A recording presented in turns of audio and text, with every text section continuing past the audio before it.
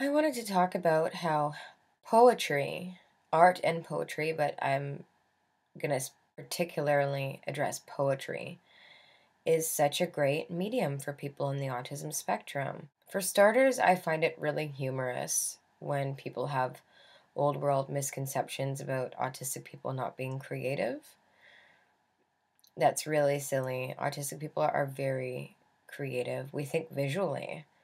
And although we do need, to understand things in sequential form, and we can be quite, logical in that way, we're very creative and artistic and expressive. Art and poetry are amazing mediums for us to get our feelings out and to help us cope with some of the feelings that we might otherwise have difficulty processing and understanding and grasping.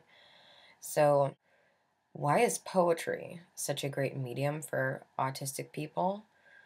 Well, poetry offers an opportunity to formulate word patterns in your own individualistic way. Patterns, rhythms, and words can be applied and used in a creative way. It's difficult for an autistic person who's thinking visually or rhythmically visually. I mean, I know it sounds crazy, but it's like for me, these patterns pop into my head, and it's like da da da da da da da da da, and that's how my feelings come out first before it translates into a word. There's tones and movements and rhythms to it. Poetry is just a lot easier to apply, or words are easier to apply within my rhythm rather than having to, translate it back and find the correct sentence structure and speak it. So, poetry, it's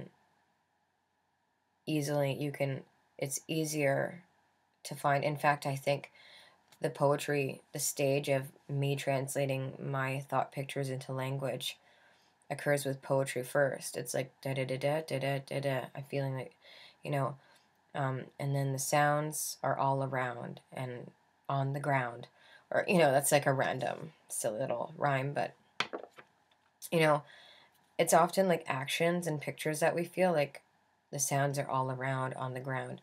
That might, translate to a particular feeling that's being experienced, that's being described in pictures and actions.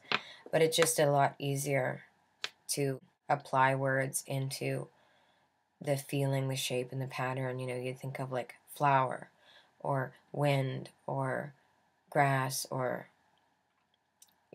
air or sweet or sour, or, words that are descriptive into that that rhythm and that visual that comes to mind first before the words do, in a more natural process for somebody on the autism spectrum.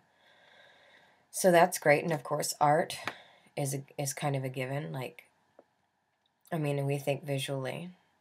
And sometimes what's great about art is that we think so quickly, like boom, boom, boom, like that. And the pictures flash at like Google Images, and art can captivate one of those, and you can paint it, illustrate it, elaborate on it.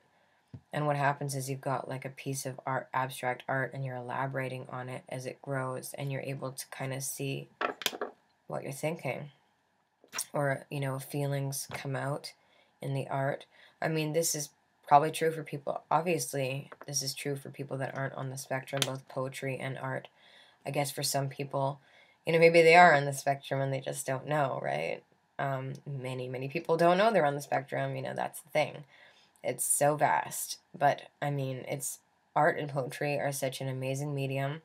It's quite laughable. People on the autism spectrum are not creative. We are creative. That's exactly what we are. We may need things to be on the surface. It may seem as though we're not, but it's because we need to make sense of our creativity and our visual thinking in order to really function, rather than the opposite way around, if that makes any sense. So yeah, art and poetry, awesome medium for Spectrumites.